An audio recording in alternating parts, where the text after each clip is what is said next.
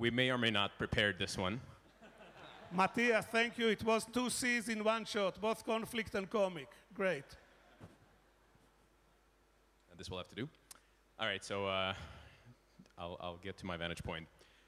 So I think a common approach and an attractive one when preparing prepared remarks is to review the old before getting to the new. One, because there's no controversy in the old. So I think media companies and consumer media companies in particular can be split into kind of 3 stages. And the previous experience, or something that's been going on for almost 100 years, can generally be defined on the content and infrastructure side primarily as having access to financing. It's not something that floats up all that commonly in conversation, but I think it's pretty clear how cable companies, TV companies, anybody who has ever built content for consumers ultimately control distribution through having access to tremendous amounts of money, leverage, being able to therefore control the audience, control distribution, and ultimately control both advertising and subscription prices. The internet fundamentally changed all that. The second stage of media companies and content production can be broadly characterized as companies that create tools. And Yossi's, I would argue, somewhat unflattering introduction of slide was actually hammering in the point that we started our company as a tool-making company. We wanted to create tools so that people would make their content accessible to their friends and coworkers or whatever online in the fastest way possible. If you look at Wikipedia, it's a brilliant tool for making encyclopedic information available. It's a tool for others to edit it, etc. Facebook, Twitter, etc. All these systems are fundamentally platforms, tools for content creation and ease of consumption. They do, in fact, create exactly the controversy of the problem that Yossi pointed out. They can be mile wide and an inch thick or thin. Reason being, there's so much content, which parenthetically drives things like CPMs or prices of advertising down simply by the overabundance of pages or page views, that you wind up in a situation that the consumer has to ultimately make a choice what content they want to consume, and without a very clear idea what content is good or not, they wind up essentially snacking, bouncing from page to page, source to source, et cetera, et cetera. In fact, there's a sort of a controversial behavior that we're seeing in some of our studies. Consumers actually preferring to create content as opposed to consume it, because it's easier to say something than find something interesting to read. It's a whole separate topic of discussion, I suspect, which I'm not going to touch on, but it really is happening. Another common behavioral change there is the idea of retweeting or rebroadcasting content that you didn't create yourself simply to stand out. It's important to make yourself noticeable, and it's hard to create content, so it's very easy to just repeat what someone else has already said. So I think today we live in the world of an overabundance of content, tremendous number of content sources, great difficulty of selecting that content for quality, and that being a primary result of quantity, and therefore placing a tremendous amount of value on not as much content as context. The easiest way to give an example of that is people tend to come back online to where their friends are. Facebook has done a tremendous job. Twitter has also done a fantastic job of that. When you know that there's an audience that wants to hear you speak, when you know that people are talking to you, commenting, rebroadcasting, whatever you have to say, it tends to be more sticky than a one-sided conversation where you go read a blog and never comment and nobody ever speaks to you, or God forbid, read an old media source like a newspaper or something like that. So context is rapidly, to me, becoming a more valuable commodity. If you own a site, if you own a conversation as a media company, you're a lot more valuable than owning just a single-sided broadcast source. The next step, and this is where I get to prognosticating that I believe will happen, and this is where I'm taking slide. This is exactly where I believe the evolution of the media market is pushing us. typically, when you have meaningful amount of context and still an oversupply of it, you have to create some sort of a system that allows you to value those contexts or value whatever commodity you have an oversupply of. The only way I know how, having spent half my life in a socialist country and watching it fail before my very eyes, and the other half in the capitalist country, which I very much prefer. I think there's plenty of capital left in capitalism as far as I'm concerned. The best way to resolve what's valuable and what's not is free market. What I think will happen next, in the context of consumer-generated content, that media companies will broadly transition themselves into being marketplaces for content. Consumers create tremendous amount of content. At the moment, very, very small number of those are actually being compensated for it. However, there is precedent. If you look at Asia and to some extent the West, in virtual worlds, be it Second Life or IMVU or some of the products that we operate, they're now nascent economies where people create content for each other, for example, by generating virtual goods in IMVU or doing gold mining in World of Warcraft, which is technically legal but is still extremely common. These people are creating content that is purely digital and getting compensated for it in a form that's purely digital, yet in some cases, there's already a way to take their digital assets and have liquidity in real world currency. Moreover, a large number of people are keeping their online or virtual world currency inside the virtual world to be reinvested in the experience, which suggests that they are valuing the compensation they've gotten for content they've created just as well as they would value real dollars or real shekels. I believe this will spread in every form of media, wherever consumer-generated media is happening today.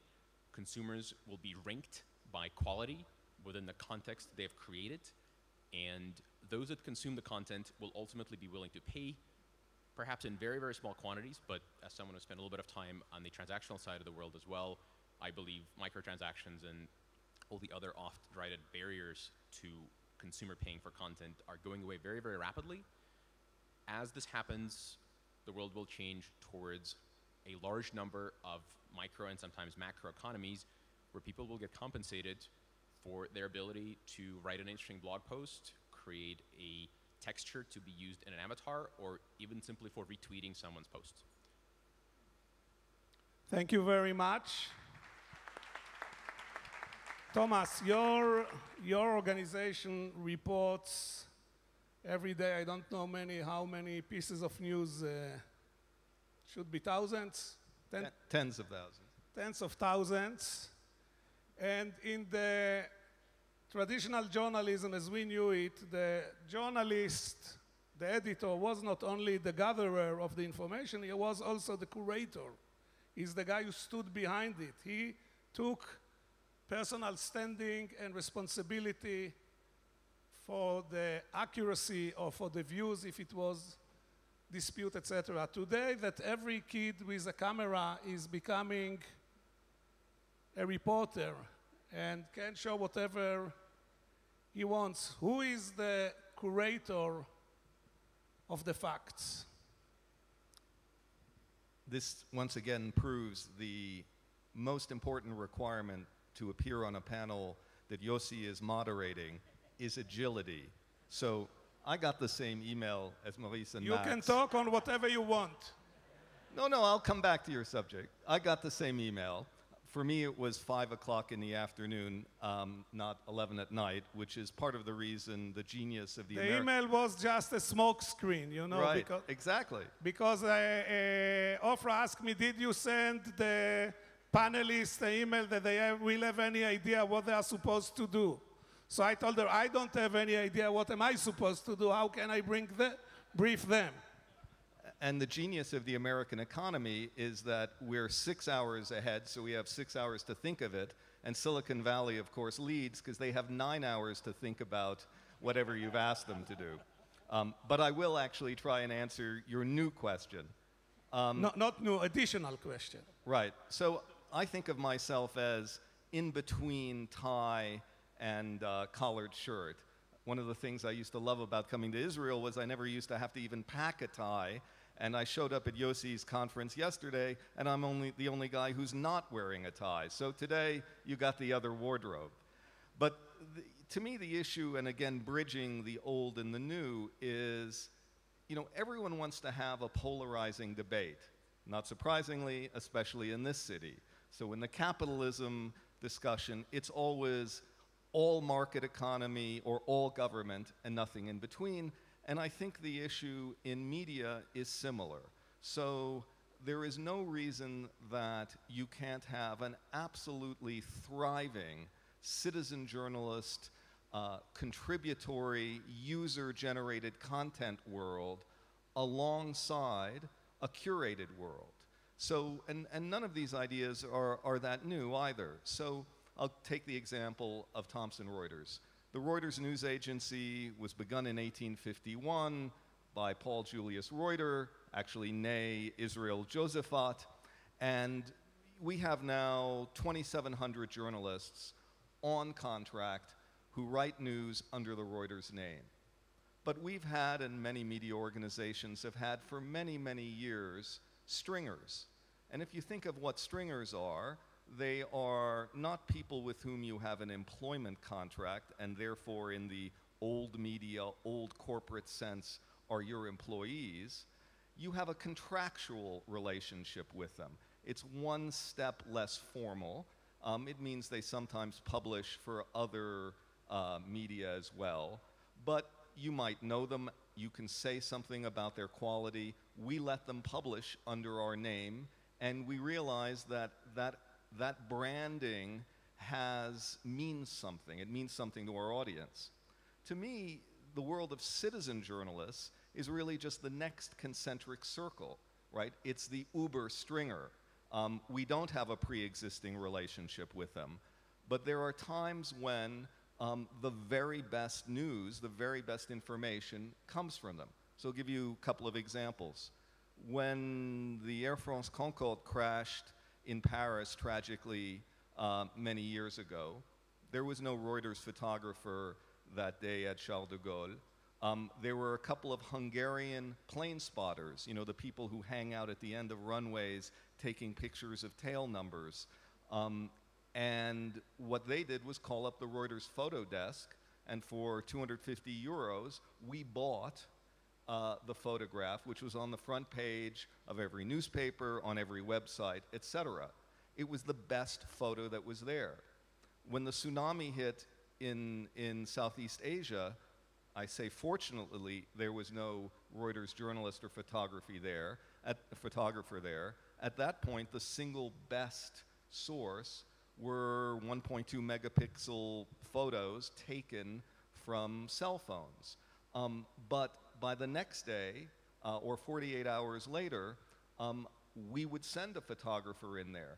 And on the second day, I can assure you the quality of the Reuters photograph was better than the quality of most amateurs, which doesn't mean that it's a bad thing to include amateur photography, and certainly journalists don't and shouldn't have a monopoly on reporting events in the world.